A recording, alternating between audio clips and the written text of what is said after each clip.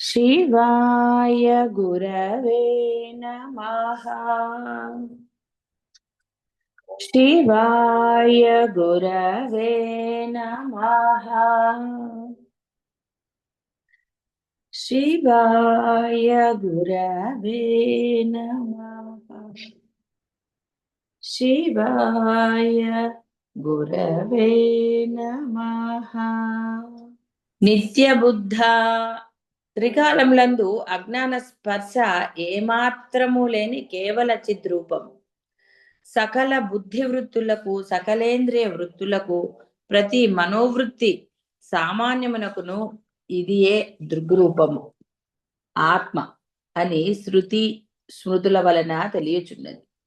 జ్ఞాన రూపమున సర్వజనములచే సర్వదా అనుభూతమగుచున్నది. కాబట్టి నిత్య బుద్ధ ప్రజ్ఞాన ఘన ఏవ. అజ్ఞాన స్పర్శ త్రికాలములందు ఏ కాలంలో కూడా కర్తృత్వాన్ని తీసుకొని బుద్ధి నేను నేను అన్నది. నేను చేశాను, నా తెలివితేటలు, నా వాళ్ళు, ఇలాంటివన్నీ కూడా అజ్ఞానమే. నాది ఇలా ఏ అబద్ధపు నేనుతో, ఏ ఐడెంటిటీతో, అంటే నశించే ఐడెంటిటీతో తిరుగుతున్నారో అది అజ్ఞానం. నశించని ఐడెంటిటీ అహం బ్రహ్మాస్మి, అది నిత్యబుద్ధ.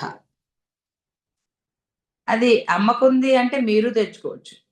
మీరు ఆ విధంగా ఉంటే ఆ ఐడి కార్డు మీకు కూడా పెడతారు. అంటే ఇక్కడ నిత్య బుద్ధ అంటే అది అర్థం. త్రికాలములందు అజ్ఞాన స్పర్శ ఏమాత్రము లేని చిద్ రూపం, ప్రకాశవంతమైన రూపం. ప్రకాశం ఎక్కువగా ఉందనుకోండి, మీరు రూపాన్ని చూడలేరు. బాగా ఫ్లడ్ లైట్ ఉందనుకోండి, మీరు అక్కడ ఉన్న వాళ్ళని మీరు సరిగా చూడలేరు. అంటే ఆ ఫ్లడ్ లైట్ మీ మొహం మీద పడుతూ ఉన్నప్పుడు అటువైపు ఎవరున్నారో మీరు చూడలేరు. కాబట్టి ఇక్కడ చిద్రూపము అనగానే రూపం లేదు కదా, ఇవన్నీ అనవసరమైన మాట. అంటే అంతటి ప్రకాశవంత, అంటే ఎక్కడ ఏమాత్రం కూడా మాలిన్యము లేనటువంటిది, ఏమాత్రం కూడా.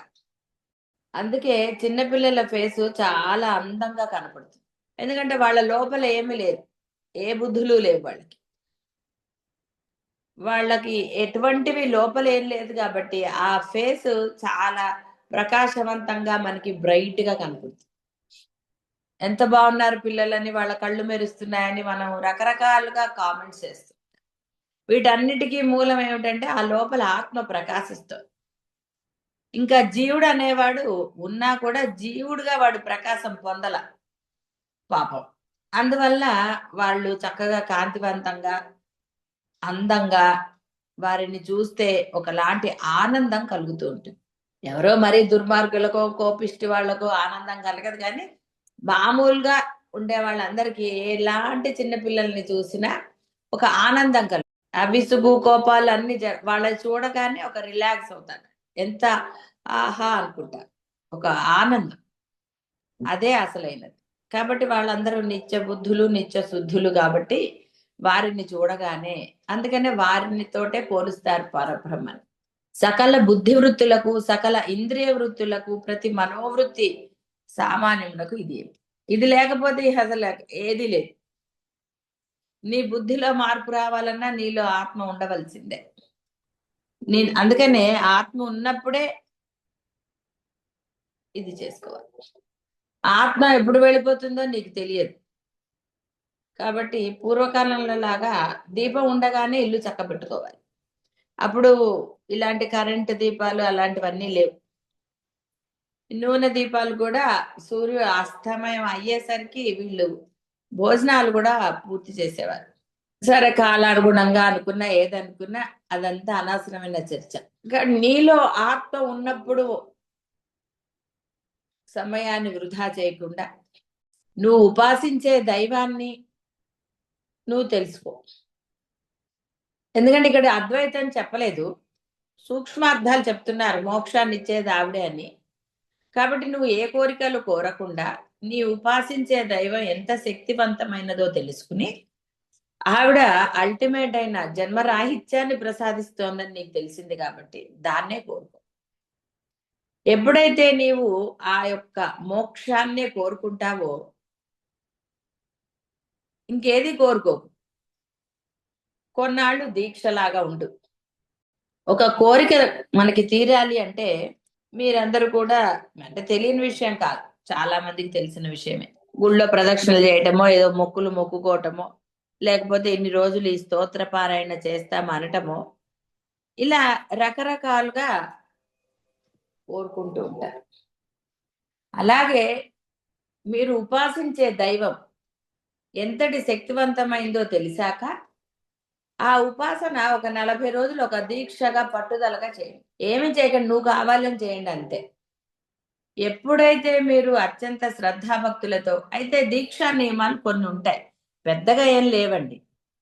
నాన్ వెజ్ తినే వాళ్ళైతే అది తినకుండా, అనవసరమైన ఆర్గ్యుమెంట్స్ జోలికి కానీ వేరే వాటి జోలికి కానీ వెళ్లకుండా మీరు ఎన్ని రోజులు దీక్ష తీసుకుంటారు ఈరోజు ఆ నామస్మరణ చేస్తూ, చెప్పుకున్నాం కదా పొద్దున్న పూటే లేవాలి అని.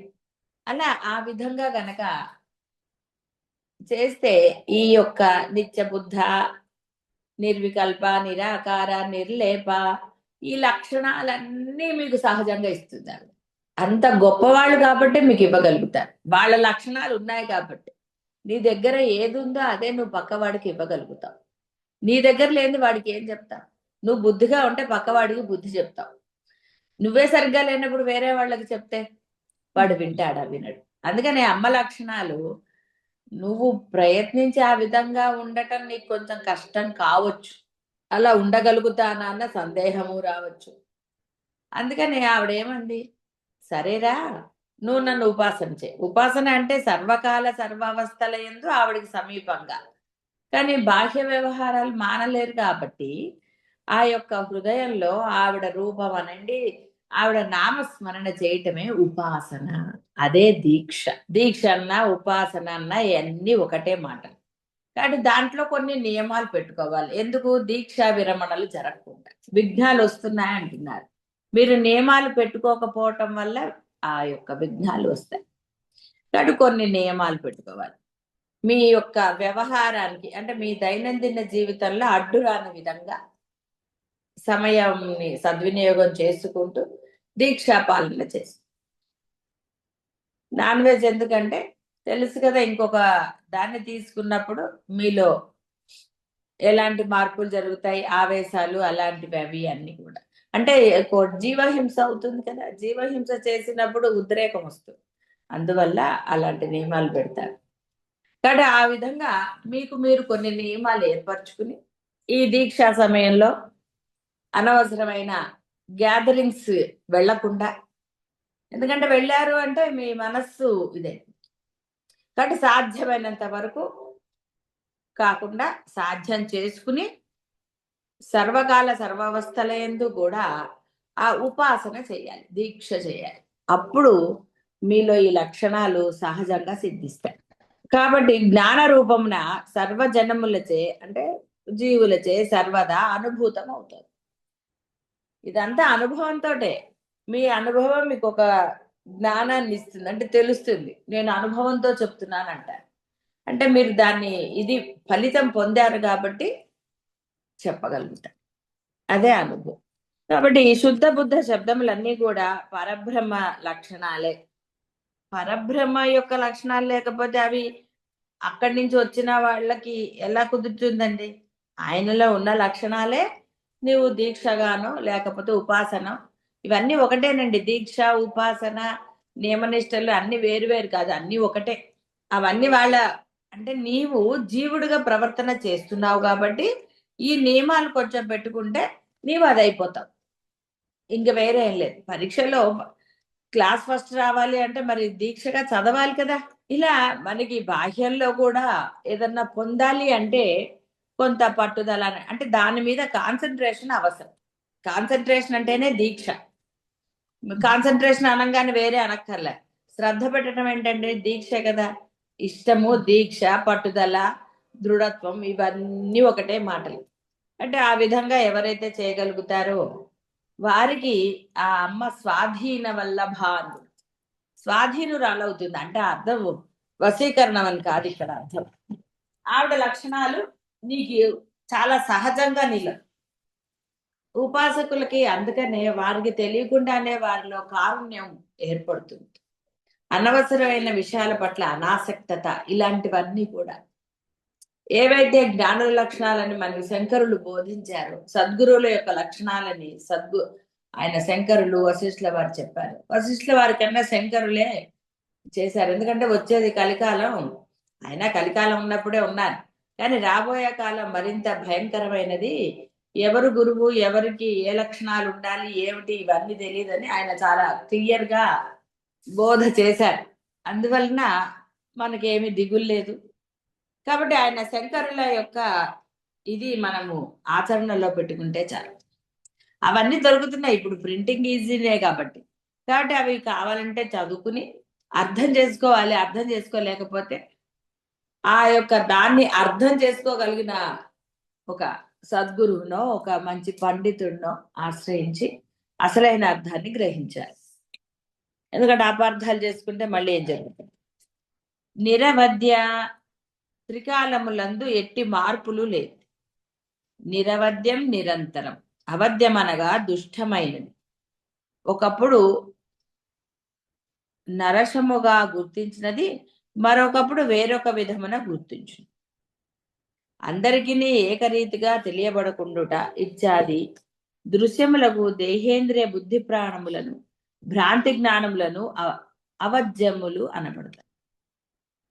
ఇవియే తానను అవిద్యా విద్యా వశమున దేహాదులను పొంది పుణ్యపాపులను నర్చుచు తత్ఫలముగా తిరిగి వివిధ శరీరములను పొందుచుండు సంసార ప్రవాహమంతయు అవధ్య. అట్టి కర్మరూపమగు అవధ్య లేనట్టి కేవల దృక్రూపిణి అగుట పరమేశ్వరి నిరవధ్య. అవిద్యా భావనలన్నీ సర్వాధిష్టానముగు పరమాత్మ నుండే ఆవిర్భవించు. కార్యం యొక్క గుణములు కారణమునకు చెందకుండుట సముచితమే కదా. స్వజాతీయ విజాతీయ స్వగత భేదములలో కొన్ని భేదములు గల పరబ్రహ్మము జగత్కారణమని బోధించు విశిష్ట అద్వైత యొక్క అంటే మనకి ద్వైతము అద్వైతము విశిష్ట అద్వైతం అంటారు ఆ దర్శనం. కాబట్టి అమ్మ నిరవధ్య ఎప్పుడు కూడా, అంటే మనకి ఇంతకుముందు నామాల్లో కూడా వచ్చింది. ఆవిడకి త్రికాలంలో ఆవిడలో మార్పు లేదు. ఒక సిచ్యువేషన్ ప్రకారం ఆవిడ మారదు. ఆవిడలో భేదాలు లేవు. ఆవిడెప్పుడు నువ్వు వేరు నేను వేరు అనలేదు. మీరు పూజించారు కాబట్టి మీకు ఆశీర్వచనాలు ఇచ్చింది, అన్ని చేసింది. ఆవిడకి తెలుసు నువ్వు తను అందరూ సమానమే. ఆవిడ స్వగత భేదం ఏమీ లేదు. ఇక్కడ దుష్టము అంటే మన మామూలు దుష్టం అని కాదు. అంటే ఆ దీనికి అంటే నిరవధ్యకి వ్యతిరేకమైనది. మంచికి చెడు కదండి, అందుకని అక్కడ దుష్టము అన్నారు. అంటే భేదాలన్నీ దుష్టమే కదా. మీకు ఫలితం ఏమొస్తుందండి? ఒక భేదం చూపించినప్పుడు, మీకు అధికారం ఉన్నప్పుడు భేదం చూపిస్తే అవతల వాళ్ళు నోరు మూసుకుని ఉంటారు. కానీ మిమ్మల్ని తిట్టుకున్నారు కదా, కొంతమంది ధైర్యంగా తిడతారు, కొంతమంది లోపల తిట్టుకుంటారు. సిచ్యువేషన్ అనండి, లేకపోతే మీ అధికారం అనండి, ఏదో రకరకాలు. కాబట్టి ఇక్కడ అది అందుకని అవధ్యము అంటే ఇక్కడ మళ్ళీ అవధ్యం అన్నప్పుడు నిరవధ్యకి అవధ్యము అవుతుంది. ఇలా అంటే నేను మీకు క్లారిటీగా అర్థం తెలుసుకోవాలి. అనవసరంగా ఒకదానికొకటి తెచ్చుకున్నారనుకోండి, అమ్మ మీద లేనిపోని వచ్చేస్తాయి. ఇక్కడ అందుకే క్లియర్ గానే ఇచ్చారు అవిద్యా భావనలన్నీ. కాబట్టి అవిద్యయే కర్మలు ఇవన్నీ కూడా కర్మరూపం లేనట్టి అవధ్య లేనట్టి కేవల దృగ్రూపిణి. రూపం లేనప్పుడు ఇంకా ఆవిడకి ఏముంటాయండి? కానీ నీవు దేహం ఉన్నా కూడా దేహరహితుడుగా దేహ భావన లేకుండా ఉండటం కోసం ఈ లక్షణాలని నువ్వు ఆపాదించుకోవాలి. అంటే నీ సహజ లక్షణాలుగా చేసుకుని వ్యవహారంలో ఎలా ఉండాలో నీకు చెప్తున్నారు. ఆవిడ రూపం పొందినా కూడా నీకోసమే రూపం పొంది వచ్చింది. ఆ పరబ్రహ్మానికి రూపం. ఆయనే వివిధ రకాలుగా నీకన్నా కొత్త ఉన్నతుడిగా, ఎందుకంటే వాళ్ళకి ఆ లక్షణాలు ఉన్నాయి, నీకు లేవు. బాహ్యంలో కూడా అందరూ వాడిని చూసి బుద్ధి తెచ్చుకో అనరండి, వీడిని చూసి బుద్ధి తెచ్చుకో, అలా ఉండు ఇలా ఉండు అని మీరు చెప్తూ ఉంటారు కదా. అదే విధంగా ఆ అమ్మ లక్షణాలు ఇవి. కాబట్టి ఆవిడ పూజనీయురాలు అయింది. అందుకనే ఉపాసన అన్నారు, వారిని ఉపాసిస్తే. అప్పుడు వాళ్ళ లక్షణాలు నీకు వాళ్ళు ప్రసాదిస్తారు. భ్రమర కీట న్యాయం ఉంది కదండి. ఆ భ్రమరము, ఆ కీటకము దాని చుట్టూ ఎప్పుడైతే తిరుగుతూ ఉంటుందో కొన్నాళ్ళకి ఆ విధంగా మారుతుంది కదా. మామూలుగా కూడా సామెత ఉంది, 6 నెలలు సావాసం చేస్తే వాళ్ళు వీళ్ళు అవుతారు. ఒక కథ కూడా ఉంది కదా, ఒక దొంగ డబ్బా ఈ సన్యాసికి అందరూ బాగా ఇస్తున్నారు, నేను ఇంత కష్టపడి దొంగతనాలు చేస్తున్నాను రాత్రిళ్ళు, ఎంత భయంతో ఉన్నాను, ఎందుకు వచ్చిందని వాడు కూడా ముని వేషం వేసుకున్నట్ట, వేసుకుని కూర్చున్నాడు. సరే జనాలు వెళ్ళారు, వీడు అదృష్టం బాగుండి వీడేవో ఒకటో రెండో ఏదో చెప్పేస్తే అవి నిజమయ్యాయి. ఇంకేముంది, జనాలు తండోపతండాలు వచ్చారు, అంటే బాగా వచ్చారని.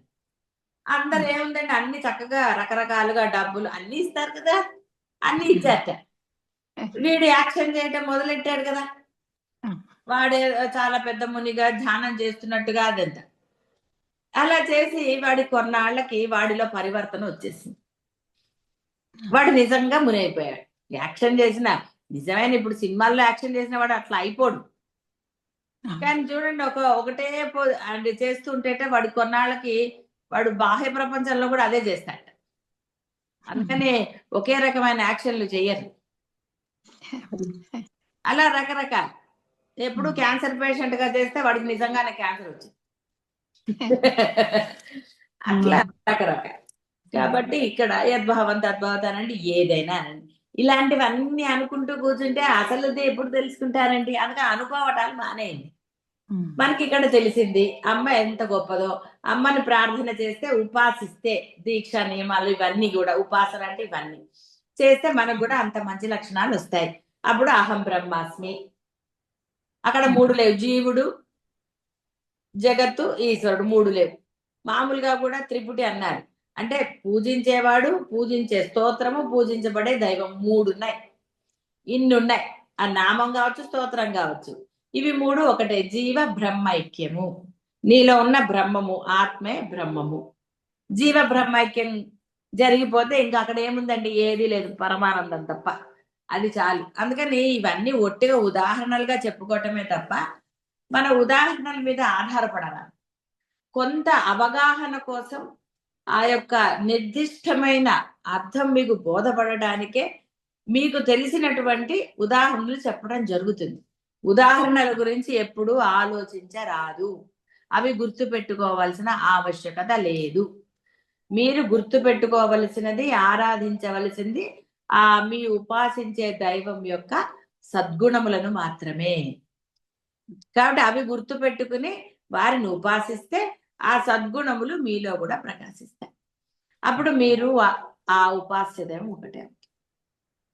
చాలా మనకి అంటే కొంతమందికి తెలిసి ఉండొచ్చు, తెలియదు.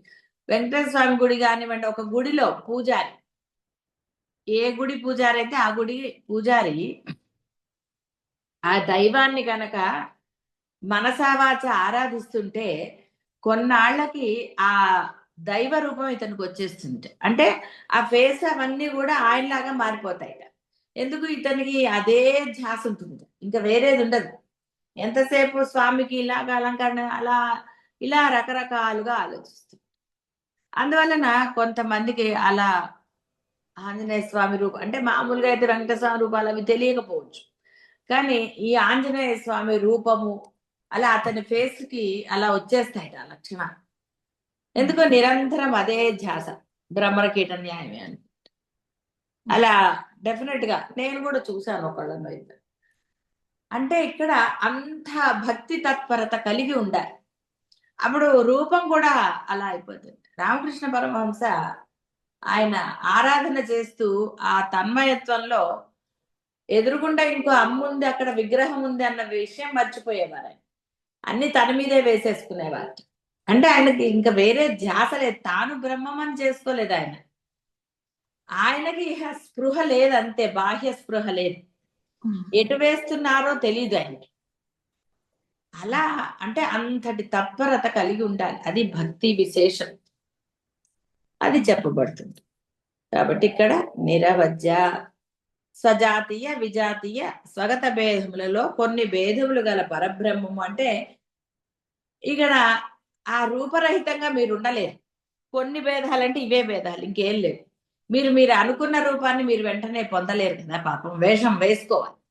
ఆయనకి ఏ క్షణం కావాలంటే ఆ క్షణము మీరు ఏ రూపాన్ని భావన చేస్తే, ఏ రూపంలో మీరు ఆయన్ని ఇది చేస్తే ఆ రూపంలో ఆయన మీకు ప్రత్యక్షం కాగలుగుతారు. రూపం లేనివాడు, కానీ మీకు దేహం, పరిమితమైన ఒక దేహం, ఒక రూపం ఉన్నది. అవే కొంచెం భేదాలు. కాబట్టి మీరు మోక్షం పొందినా కూడా మీరు ఈ రూపంలోనే ఉంటారు. సర్వము మీకు బోధపడినా అన్ని చేసినా ఈ రూపంలో మీరు ఉంటారు. ఈ రూపము ఇప్పుడు రమణ మహర్షి చాలా మందికి, అంటే విదేశాల్లో కానివ్వండి, మన దేశంలో చాలా మందికి కనపడేవారు.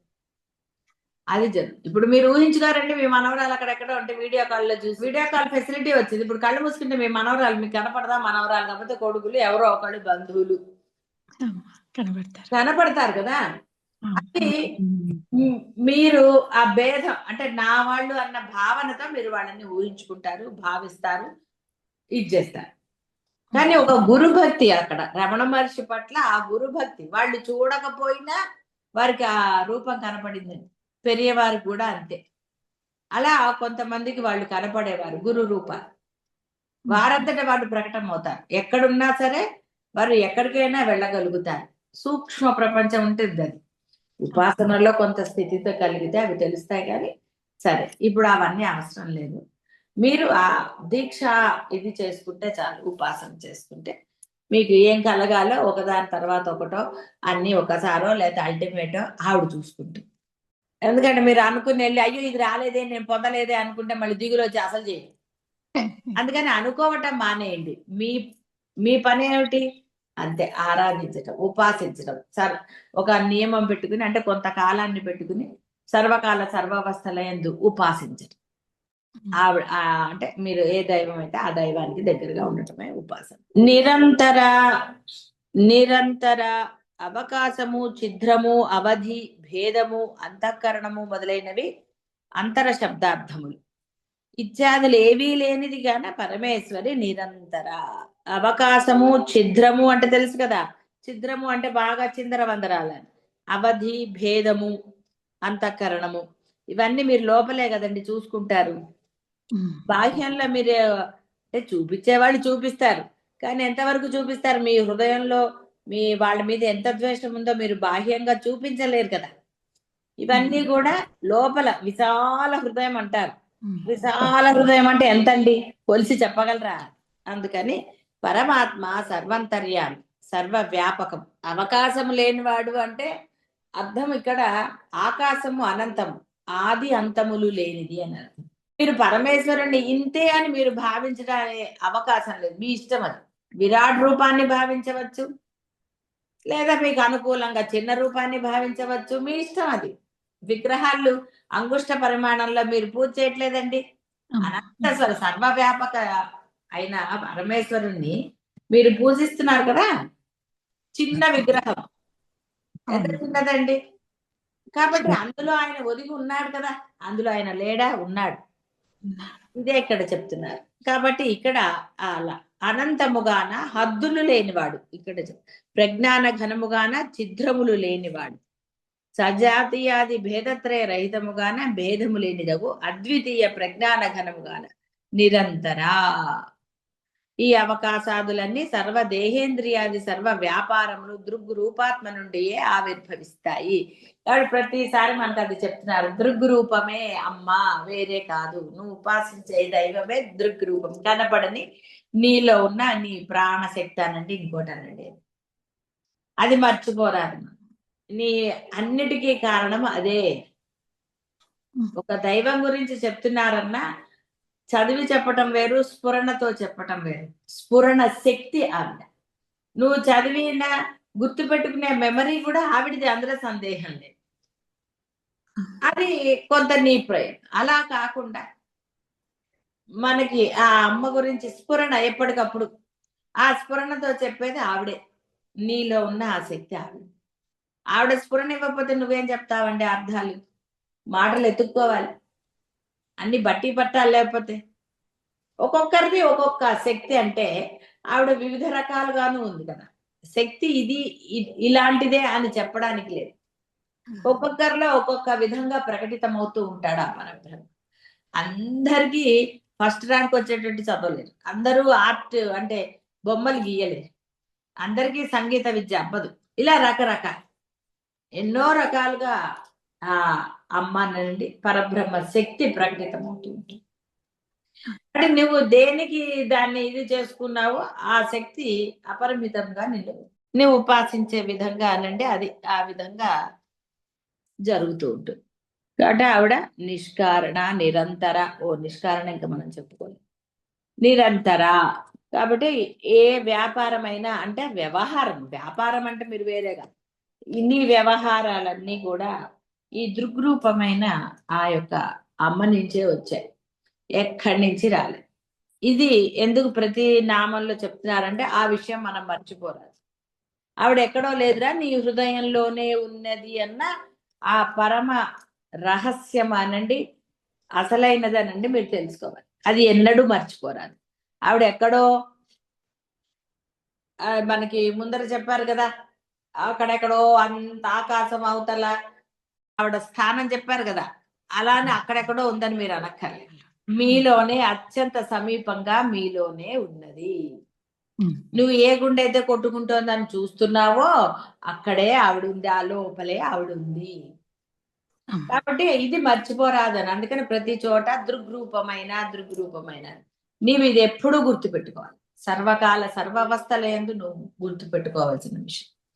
ఎంతో దూరం లేదురా అని, లేకపోతే ఆ వైకుంఠపురం నుంచి వచ్చి నన్ను రక్షించండి అన్నట్టుగా గజేంద్ర మోక్షంలో లాగా అవుతుంది. ఏ స్వామి ఇంత లేట్ చేసావు అన్నట్ట, నువ్వే కదా నన్ను వైకుంఠం నుంచి రమ్మన్నావు, పోనీ వైకుంఠపురం నుంచి అంటే నువ్వు అమ్మవారన్నావు, పరివారం అన్నావు, విన్నన్నా, ఎందుకురా అవన్నీ కోరుకున్నావు? స్వామి నన్ను రక్షించంటే నేను ఇక్కడే ఉన్నాను కదా, ఇక్కడి నుంచే నేను రక్షించాను. తాను ప్రార్థన చేసింది కాక మళ్ళీ దైవాన్ని ప్రశ్నించాట, ఇదేమిటి స్వామి ప్రాణములు ఠావులు తప్పని అనుకుంటూ ఆయన ఇంత లేట్ చేసావేంటి నన్ను రక్షించడానికి, నేను పరమ భక్తుడిని కదా నీకు. నువ్వు భక్తుడు వేరా, కానీ నీలో అహంకారం ఉంది. నేను గొప్ప రాజునో ఏదో అహంకారం నీలో ఉంది కదా, నువ్వు అహంకారంతో ఏం చేసావు? నేను వైకుంఠపురంలోనే ఉంటానని నువ్వు డిసైడ్ చేసావు, నేను సర్వత్రా ఉన్నానని నువ్వు అనలేదు కదా, అందుకని అక్కడి నుంచి వచ్చేసరికి మరి టైం పడుతుంది కదా అన్నాడు. నువ్వేమన్నా వెంటనే వచ్చాయన్నావా? గరుడ వాహనం ఎక్కువ, అమ్మవారిని పట్రా, పరివారం అంతా పట్రా అన్నావు. మరి అవన్నీ సమకూర్చునేసరికి లేట్ అయింది అన్నాడు ఆయన. తప్పే ఉందండి, ఎక్కడంటే అక్కడ ఉన్నాడు. ప్రహ్లాదుడు కదా అదే కదా చెప్తుంది, ఎక్కడైనా ఉన్నాడు నా స్వామి అని ఆయన ధైర్యంగా అన్నాడు కాబట్టి ఆయన అక్కడి నుంచే వచ్చాడు. అలా నీ భావన, కాబట్టి నీ భావన ఎప్పుడైతే ఉన్నతం అవుతుందో, అంటే భేదములు లేకుండా ఉంటుందో, నీకెందుకంటే ఆయన ఎక్కడుంటే స్వామి నన్ను రక్షించని ఒక మాట అంటే అయిపోతుంది కదా. అక్కడున్నావు ఇక్కడున్నావు అని ఎందుకు ఆయనకి తెలీదా ఎక్కడ ఉండాలో పాపం. నేను సర్వత్రా ఉన్నాను మొర్రు అంటే కాదు, నువ్వు అక్కడే ఉన్నావు, అక్కడి నుంచే రా అంటే పాప. అందువల్ల ఆయనకి గజేంద్ర మోక్షంలో లేట్. అలా మనకి చాలా నిదర్శనాలు ఉంటాయి. దత్తాత్రేయ స్వామి కథ చాలాసార్లు మీకు చెప్పిందే, అక్కడే ఉంటాడు ఇక్కడ ఉంటాడు, లేదా విష్ణు శర్మ లాగా ఇలాగే ఉండాలి నా దేవుడు, ఇలా అనుకుంటే ఆ భేదం నీలో నశించాలి. అది శంకరుల కథ కూడా అదే చెప్తారు, తప్పుకో అంటే ఎవరిని తప్పుకోమన్నావు అని. అంటే నీలో ఎప్పుడైతే అభేదం, అదే నిరవజ్య నిత్యశుద్ధ నిత్యబుద్ధ, ఈ భేదం నీలో నశించాలి. నశిస్తే అంతే పరమానందం బ్రహ్మానందం, అవధులు లేని ఆనందం. అవధులు లేని ఆనందం అంటే అర్థం ఏమిటి? మీరు ఒక కారణం చెప్పుకుంటే అది అక్కడికి పరిమితం అయింది కదండి. కారణం లేనిదే అవధి లేనిది. అవధి అంటే మీరు కారణంగా కూడా తీసుకోవచ్చు. మీరు ఒక కారణం చూపించే సంతోషపడుతున్నారు, ఆ కారణం అయిపోగానే పిల్లలు పుట్టారు, పుట్టే వరకు రోజు సంతోషిస్తారా? అబ్బాయి ఎప్పటికవుతుందా ఏంటంట, ఫస్ట్ ఒక వార్త తెలియగానే సంతోషిస్తారు, ఆ తర్వాత రోజు ఏమన్నా ఇచ్చేస్తారు, అలా అవుతుంది. పిల్ల పుట్టినప్పుడు ఆ కాసేపు అంతే కదండి, టకటక స్వీట్లు పంచుతారు, ఏదో చేస్తారు, తర్వాత నుంచి ఇక మొదలైంది ఏడుస్తున్నాడు అంటారు, ఇంకోటి అంటారు, ఇంకోటి అంటారు. మళ్ళీ స్వీట్లు పంచుతారండి? ఇంకా పంచరు కదా. ఎవరైనా ఇంటికి వస్తే మటుకు అప్పుడు స్వీట్ ఇస్తారా? ఏమిటి ఇచ్చేది, రాత్రంతా మాకు నిద్ర లేదంటారు, క్యారేజీలు తెప్పించుకుంటారు, అలవాట్లేని ఉపవాసంలన్నీ చేస్తారు. ఏం చేస్తారు మరి, తప్పదు కదా. ఇప్పుడు ఆనందపడతారండి? అవధులు లేని ఆనందం అమ్మదే. అప్పుడు ఏది ఉండదు, అన్ని ఆనందాలే. తెలుస్తుంది అప్పుడు ఎవరు క్యారేజ్ మంచి క్యారేజ్ ఇస్తారో మనం ప్రయత్నం చేయక్కర్లేదు. వాళ్ళు మనకి అడ్రస్లు ఇస్తారు, వాళ్ళే కనుక్కుంటారు, వాళ్ళే అన్ని చేసి చూడండి. అదొక ఆనందమే కదా, కష్టపడకుండా అవును. తెలిసింది కదా, లేకపోతే ఏం తెలుసండి. ఆ! అవునమ్మా. తెలీదు. మనకి అలా ఇస్తారని తెలియదు కదా, తెలీదమ్మా. తెలిసేటట్టు ఆవిడ చేస్తుందాం. ఎంత హాయిగా ఉంది చూడండి అసలు, గొడవ లేకుండా బ్రహ్మాండంగా. కాబట్టి అవధులు లేని ఆనందాన్ని ఆవిడ ఇస్తుంది. కాబట్టి ఆ విధంగా మీరందరూ కూడా నిరవజ్జులుగా, నిత్య బుద్ధులుగా, నిత్య సిద్ధులుగా వర్ధిల్లండి. శుభం భూయాత్.